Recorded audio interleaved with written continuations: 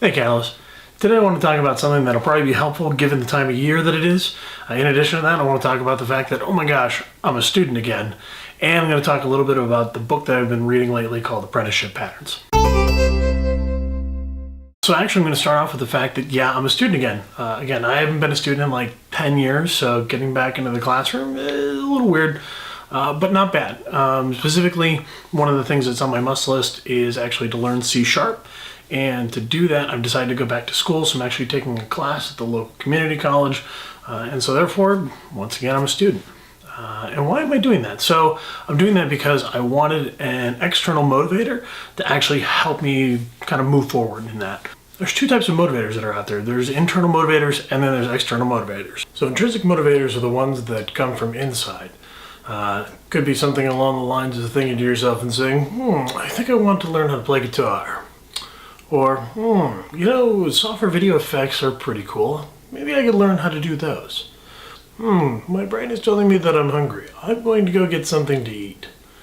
So intrinsic motivators are things that are coming internally, inside of you. External motivators are things that are coming from outside of you that are setting expectations on you. So external motivator could be something as simple as your friend saying, hey, we'd like to go out to eat somewhere and have dinner together.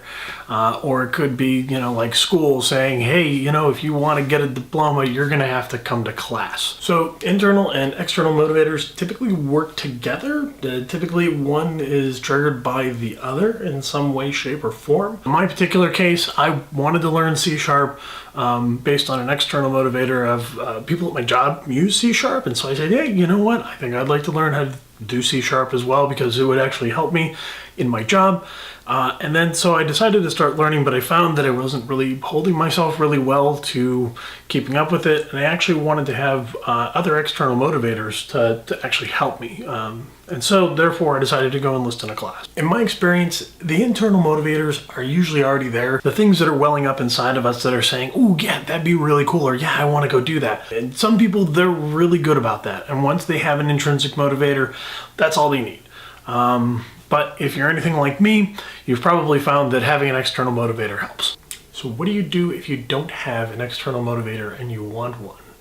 Well, you create one, of course. There's a variety of different ways that you can actually set up external motivators for yourself to be able to have that external motivator to work with that intrinsic motivation, and they can start feeding off of each other. The Catalyst Project is an example of an external motivator. It's something that I have that I want to deliver videos every week that I do, and I want to talk about how to help people and how we can help actually motivate ourselves. I want people to have an expectation, and I'm assuming that there's an expectation that they're going to see a video from me every week. So there's a prime external motivator. Friends. Friends are a good external motivator. They're the ones who can sit there and poke at you and prod at you and say, hey, have you been doing that thing that you were supposed to be doing? If you don't, if you don't feel comfortable, if it's not something that you necessarily want to share with the world, you can create a schedule for yourself. And so you can externalize that by putting it on like a calendar or putting it into a date book or something along those lines. And basically having to do a review with yourself every week to have that external motivator where you have to go write down how well you did. That's one of the reasons why people actually put things into the physical world, where they write things down on calendars, or if they do that actually serves as an external motivator. So the other thing I want to talk about today, I want to talk about the book I've been reading lately. And this time around, I've been reading a book called Apprenticeship Patterns. Probably not interesting for a large group of people. As you can see, it's actually guidance for the aspiring software craftsman. The book is geared towards people who are just starting software development. It's supposed to give them some ideas, kind of like what craftsmen used to be like back in the day, where you had a master and then you had an apprentice, and then you had some people in between who were called journeymen. The theory is kind of the same thing, although not quite as draconian as that. It's been updated, and so it's considering, how can you be that apprentice where you go and you have a thirst for knowledge and you go and you learn from others and you learn and you learn, and then you start taking that learning out to other people. It's trying to give you patterns to be able to do this. And from what I've read so far, the patterns seem to be, some of them fairly common sense, but in some cases, it's good to actually name those things out, and it's good to actually kind of help people be able to say, okay, this is what I'm doing, here's why I'm doing it, this is the value that I get out of doing that. So the Apprenticeship Patterns book is probably a little pricey for the information that it's going to give you.